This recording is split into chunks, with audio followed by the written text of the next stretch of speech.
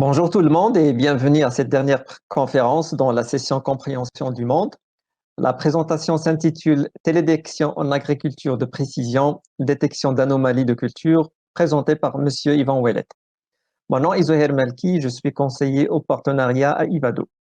À la fin de la présentation, il y aura une période de questions. Vous remarquez dans la fenêtre discussion interactive qui apparaît à droite de votre écran un onglet clavardage, questions et sondages. Merci d'utiliser l'onglet questions pour poser les vôtres.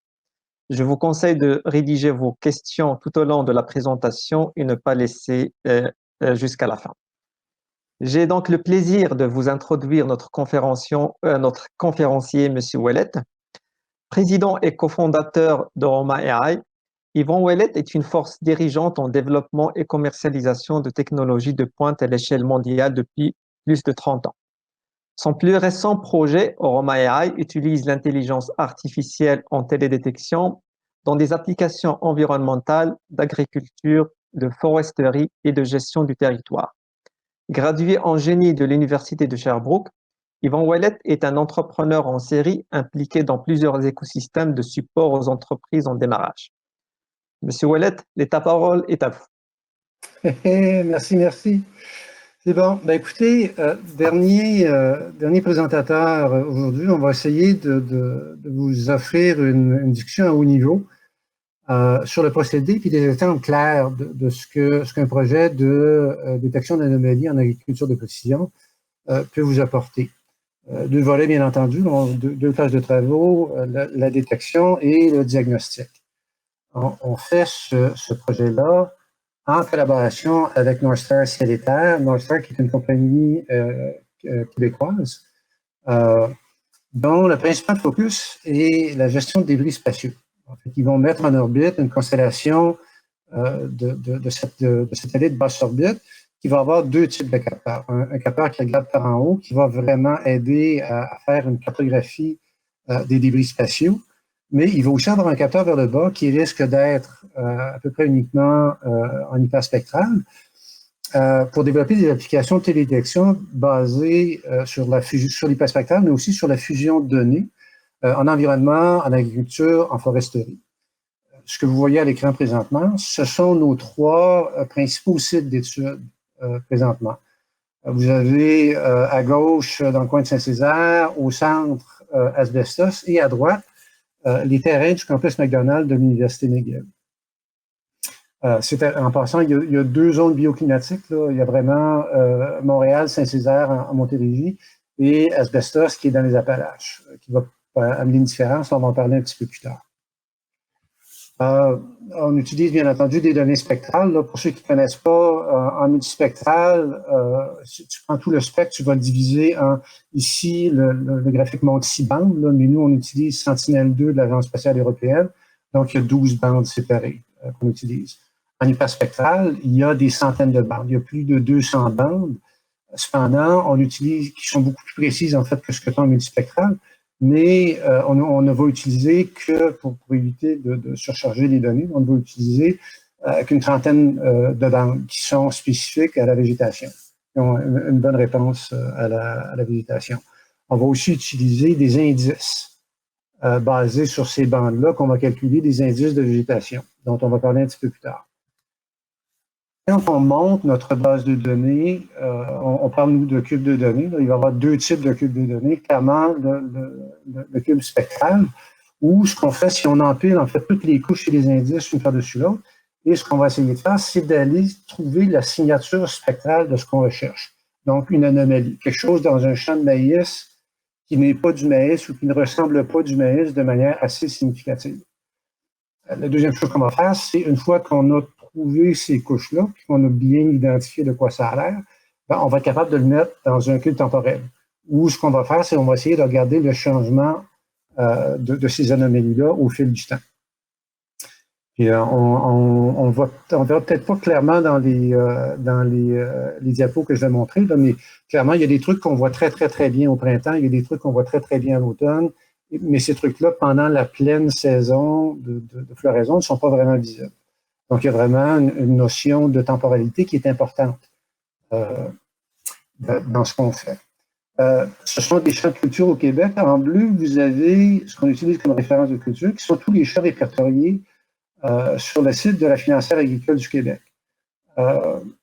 On a le polygone qui délimite le champ, mais on a aussi la culture qu'il y a dans ce champ-là. Donc, on sert de ça pour faire de la validation et des essais, en fait. On a aussi, au-delà de ça, des champs étalonnés qui sont avec nos partenaires. Sur les 3 secteurs, on a les données hyperspectrales et des données terrain bien spécifiques qu'on a obtenues en discutant soit avec l'agriculteur, soit avec son agronome. Dans nos données, on a 66 000 hectares, on a un demi-million d'hectares de cultures qui sont identifiées. Avec les données hyperspectrales qui vont vraiment servir de données de validation, on a 35 000 hectares. Dans ces 35 000 hectares-là, il y a un sous-ensemble de quelques centaines de champs, quelques milliers d'hectares, qui sont vraiment des champs où nos partenaires agissent. Donc, l'étalonnage de ces champs-là est assez sophistiqué. On a vraiment une bonne idée de ce qui pousse ou pas dans ces champs-là. La lentille qu'on utilise pour regarder qu'est-ce qui se passe dans les champs, c'est vraiment, en fait, présentement, on n'utilise pas encore le radar, mais clairement, on va utiliser les données radar de la mission Constellation Radarsat de l'Agence spatiale canadienne et de Sentinelle-1 de l'Agence spatiale européenne. Le multispectral vient à peu près exclusivement de Sentinelle-2 de l'Agence européenne. L'hyperspectral, présentement, les données pour l'entraînement du modèle sont des données qui sont aéroportées. Donc, on a envoyé un avion une journée qu'il n'y avait pas de nuages, on a pris les images, c'est ce qu'on a rapporté, c'est ça qu'on va utiliser pour entraîner notre modèle. Quand on fait ça, il y a plusieurs variables à considérer. Bien entendu, le type de culture, les cultivars. Aujourd'hui, on va parler principalement on va parler quasi exclusivement de maïs. Quand on fait nos captures puis qu'on essaie de les analyser, parce que c'est hyper important de considérer le calendrier de semis de récolte, les enjeux spécifiques. Si vous avez du maïs, vous n'avez pas les mêmes enjeux que si vous faites du blé ou toute autre culture. Là. Si vous faites du fourrage, si tu fais du maïs, tu comprends que tu vas récolter une fois dans l'année. Si tu fais du fourrage puis que tu as une bonne année, ben, tu risques de récolter 3 fois dans ton année. En fait, c'est ce qu'ils veulent tous faire, là, récolter 3 fois. D'habitude, ils vont faire 2 coupes avant que le bon hiver s'annonce. Il faut aussi être conscient du moment versus la courbe de croissance. On comprend que quand puis là, on a les images de 2019. Là, donc, en 2019, on a eu un printemps qui était très mouilleux, ça a retardé le travail au champ, ça a retardé les semis. Donc, on a vraiment déplacé notre courbe de croissance beaucoup plus tard dans la saison. Encore une fois, quand on fait ce type de lecture-là, c'est important de considérer la météo. Tu fais une capture la journée suivant, 2 jours de pluie, il a tombé 45 mm d'eau. C'est ça, écoute, ça va être humide partout. Puis les chances que tes indices soient dans la bonne moyenne est assez faible. Alors, il faut être en mesure d'avoir une bonne visibilité là-dessus aussi. Et bien entendu, la zone bioclimatique. Les cultures ne se comportent pas de la même manière si tu es dans l'ouest de l'île de Montréal, dans les Appalaches à Asbestos ou au nord du lac Saint-Jean. Donc, très, très clairement, il faut garder un œil sur toutes ces variables-là à tous les niveaux. Premier pas dans le projet, écoutez, il faut savoir si on est capable de détecter les différentes cultures. On focalise présentement principalement sur le céréal et le fourrage. Je vous dirais que ça fonctionne super bien. Je vais vous inviter à considérer, si vous regardez en haut à droite, le médaillon MS, ça vous dit que vous regardez les images multispectrales. Ça va changer lorsqu'on va commencer à regarder les images hyperspectrales. Donc, on est en mesure de détecter la culture, principalement des céréales. Ensuite, est-ce qu'on est en mesure de voir des anomalies? Est-ce que si on fait une analyse statistique de ce qui se passe dans les champs avec certains indices, on est en mesure de voir s'il y a des variations importantes? Ce qu'on regarde, en fait, dans tout ce qu'on regarde, partout, on regarde la biomasse, la photosynthèse, l'humidité, le stress, les éléments nutritifs et, bien entendu, les mauvaises herbes. Les mauvaises herbes, en fait, c'est simple. Tu devrais avoir une signature spectrale spécifique au blé dans ton champ de blé. Si tu as d'autres signatures spectrales, clairement, il y a un intrus. Il faut voir qu'est-ce que tu fais avec. Alors, écoutez, à haut niveau, ça c'est sur la couronne d'or de Montréal. C'est quelque part dans le coin de Saint-Placide. 14 août 2019, c'est du maïs. En fait, ce qu'on nous dit, c'est que tout ce qu'il y a dans ces champs-là, c'est du maïs, basé sur l'information disponible sur le site de la FADQ. Encore une fois, 2019, printemps excessivement humide, donc on est partant dans la saison. À la mi-août, à ce stade-là, on est au stade de pollinisation, de la formation des épis. Alors, ce qu'on a fait, c'est qu'on a pris 32 bandes, qu'on a ramené à une douzaine d'indices calculés. Puis c'est l'exemple d'indices qu'on utilise dans le cube de données dont on a parlé un petit peu plus tôt. On a utilisé ici un algo assez simple pour valider la visibilité, si on était capable de voir en fonction des différents indices. Un truc qu'on remarque, c'est qu'il y a généralement corrélation. Peu importe l'indice que tu veux utiliser, s'il y a un problème dans le champ, ben, tu vas voir qu'il existe avec plusieurs indices. Nous, ce qu'on essaie de faire, en fait, on n'a pas vraiment de problème de détection à ce stade-ci. On sait ce qui se passe dans le champ. On a un problème de diagnostic. Alors, ce qu'on essaie de faire, c'est de développer, d'entraîner, en fait, un algorithme, un CNN, un réseau convolutif. En passant, merci Yacine Bouroubi d'avoir été dans le détail de ce que c'est un CNN. Donc, c'est ce qu'on utilise pour essayer de voir si on n'est pas en mesure de déterminer une signature spectrale spécifique à un type d'anomalie donnée. On utilise plein de trucs, là, dont la phénologie qui est assez importante à différents niveaux au fil de la saison là, pour la feuillaison, la floraison, la fructification, puis le changement de couleur des feuilles, là, que ce soit amené par l'automne ou par un problème dans le champ à tous les niveaux. Donc, ce qu'on va regarder aujourd'hui, c'est un petit coin de Vaudreuil-Dorion. Encore une fois, tout ça, ce sont des champs de maïs. On en fait du maïs au Québec, on en fait beaucoup plus que moi je pensais avant de commencer à travailler sur ce projet-là. Alors, si on se déplace dans ce coin-là, voici les champs de Possard. Donc, tous ces champs-là, la FADQ nous dit, c'est du maïs qui pousse là. Fais-toi-en pas, mon loup, tu peux y aller, c'est garanti. Alors, c'est ce qu'on va voir, en fait. Nous, on a identifié, pour les fins de la présentation, 3 champs différents.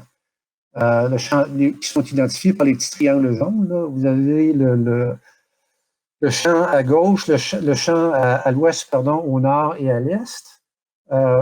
Ici, ce qu'on vous présente, c'est en fait, c'est à gauche, c'est l'indice qu'on utilise, c'est le NDVI. À droite, c'est le EVI.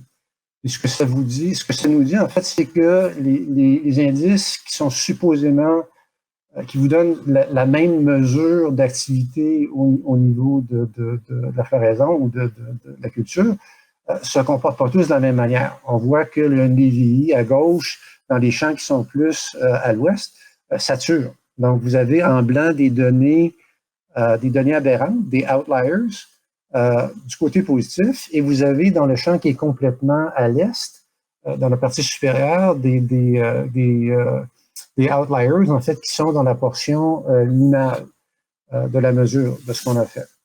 Et là, moi, ce que je veux voir, c'est, écoutez, est-ce qu'il pousse vraiment du maïs dans ces champs-là?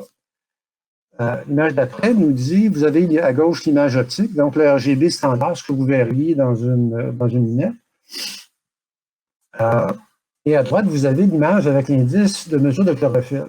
Et là, ce qu'on voit, c'est que le champ qui est à l'ouest, le champ qui est à gauche avec le triangle, est vraiment comme tout à fait hors norme. Nous, ce que ça nous a amené à dire comme conclusion, c'est que c'est probablement pas du maïs qui pousse là, ou si c'est du maïs, il a été semé soit beaucoup plus tôt, ou beaucoup plus tard. On a le même problème dans le champ qui est à droite, le champ qui est ici, où on voit que dans la partie sud du champ, on est conforme, alors que dans la partie nord, on ne l'est pas. Ça nous amène à nous questionner, est-ce qu'il y a des problèmes, est-ce qu'il y a des anomalies de culture dans ce champ-là, ou simplement si c'est pas le même cultivar qu'il y a partout ailleurs, ou le même type de culture, pardon, qu'il n'y a pas partout dans les champs. On voit que dans les autres champs, là, écoutez, on est vraiment dans la norme. Il n'y a pas de problème à ce niveau-là. Si je regarde l'humidité, écoutez, j'ai le même truc exactement. Là. Si je regarde au niveau de la végétation, il y a clairement de la végétation ici qui est dans les normes, à peu près dans les normes. Il y a des outliers dans ce périmètre-là également, mais pas de manière excessive. Si j'essaie de voir le sol, c'est possible que je ne vois pas le sol du tout ici, que je n'ai pas mesuré, parce que quand je regarde cet indice-là de mesure de l'humidité au sol, dans tous les autres champs de maïs, je suis conforme. Donc, j'ai clairement un problème là. Puis encore une fois, ce que je disais tout à l'heure, c'est ce qu'on suspecte, c'est ce champ-là, ce n'est pas du maïs qui pousse là. On ne fait pas affaire avec cet agriculteur-là, donc on n'a pas pu lui poser la question, mais éventuellement, on va y aller où ça va arriver à un de nos partenaires là, qui va être en mesure de nous confirmer si effectivement la donnée qu'on utilise est valide ou non. Un truc qu'on a fait, en fait, pour un de nos partenaires, il nous a appelé, c'est au mois de mars cette année, vous voyez, il y a encore de la neige dans le champ. Ce qu'il nous a dit, écoute, j'ai fait des travaux, j'ai dépensé plusieurs milliers de dollars pour faire des travaux de drainage dans ce champ-ci l'an dernier. Peux-tu me dire si ça a fonctionné, parce que ce champ-là, en fait, l'an dernier, était à niveau avec celui qui est juste au nord. Alors, on a été, puis l'autre question sous-jacente, c'était est-ce que je peux envoyer de l'équipement, de la machinerie dans les champs? Alors, dans celui-là du côté sud, et dans celui-là, tu peux probablement envoyer de l'équipement, mais dans les autres champs où tu es beaucoup plus bleu foncé, tu auras probablement un problème où tu vas laisser des traces, là, possiblement des déformations plastiques. Et en gros, écoutez, ce qu'on fait, là, c'est à ça que ça sert. On est en mesure de donner à l'agriculteur qui en a besoin une donnée spécifique à un moment précis dans le temps. Là, on travaille avec des données, bien entendu, qui sont des données satellitaires où, lorsqu'on travaille avec Sentinelle-2, la revisite est aux 14 jours. Comprenez qu'il peut s'en passer des choses dans le champ pendant 14 jours. Les travaux qu'on fait avec Northstar, on devrait être en mesure d'avoir une revisite 3 maximum 4 jours, qui donne quand même 2 minutes. Pardon? Il reste 2 minutes. Oh my God! OK, je me dépêche. C'est bon. Donc, ça vous donne une mesure d'humidité dans le champ. L'autre exemple que je peux vous donner, excuse, c'est ici. Dans un terrain de McGill, on a du fourrage sur 14 hectares. Dans la mesure qu'on fait, on voit qu'ici, il y a un manque de productivité significatif qu'on peut mesurer. Si on dit sur 4 hectares, en mettant du drainage, on sait qu'il y a un problème de drainage. Là, c'est ça que le field manager nous a dit. Si tu règles ton problème de drainage, tu peux augmenter ta capacité probablement de 30% dans ton champ. 30% si ton profit annuel est d'environ 1 000 $ par hectare, ça veut dire que tu peux aller chercher 12 200 $ de profit additionnel qui donne, si tu connais le coût des travaux, la possibilité d'évaluer si ça vaut la peine d'amortir ces travaux-là sur quelques années. Puis écoutez, l'exemple suivant, c'est sensiblement la même chose dans un champ de maïs. Ce qu'on dit qu'on offre, c'est, écoutez, vraiment un outil d'aide à la décision. Alerte précoce, mauvaise herbe, maladie. Dans des grandes cultures, c'est possible. Dans des petites cultures, comme ce qu'on a au Québec, écoutez, c'est beaucoup moins pratique.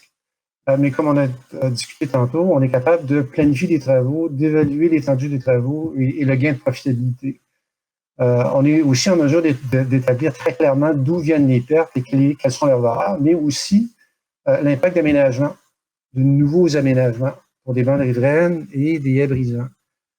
Ça permet de mesurer l'effet de nouvelles procédures culturelles à différents niveaux pour les gens qui veulent changer la manière dont l'agriculture se fait au Québec présentement. Je vais arrêter là pour permettre des questions si c'est encore possible. Zoé, est-ce que c'est encore possible? Oui, bien sûr. OK. Merci Yvon pour cette belle présentation.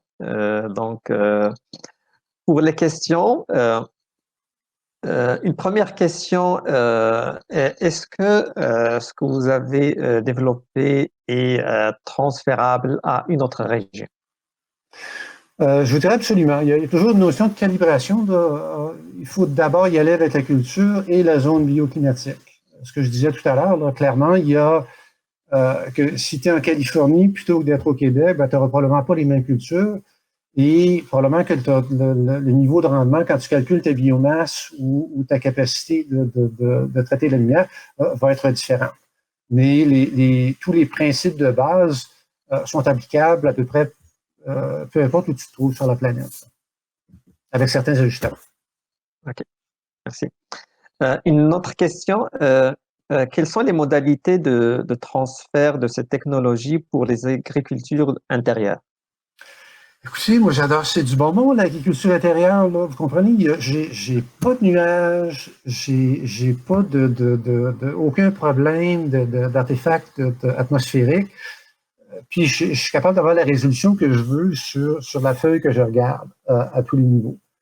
Les calculs d'indices, et en fait, il y a probablement moyen d'être beaucoup plus précis à plusieurs niveaux là, en termes des mesures applicables. Puis on a un projet en fait qui est en planification présentement là, de travailler avec des gens qui font de l'agriculture de précision à intérieur, pardon, où vraiment on a très, très, très hâte de voir comment, de voir la qualité des résultats de ce qu'on va pouvoir appliquer en culture intérieure.